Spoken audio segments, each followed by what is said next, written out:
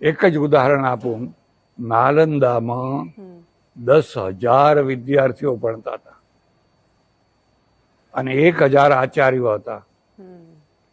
મોહમ્મદ બખ્તિયાર ખાલી 250 ઘોડેસવારો લઈને ગયો, 250 ઘોડેસવારો, 10,000 માથા કાપી નાખ્યા.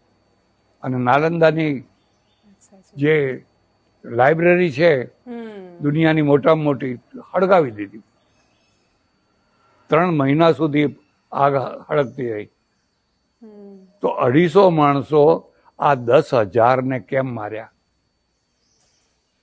એમાં શતાવધાની હતા, અષ્ટાવધાની હતા, વેદ વેદતા હતા, શાસ્ત્ર વેદતા. કોઈને શસ્ત્ર પકડતા નતું આવડતું. અહિંસા પરમો ધર્મ, અહિંસા પરમો. મરો હવે. અહિંસા તો અંગ્રેજો સામે ચાલે, હૈદરાબાદમાં ના ચાલે.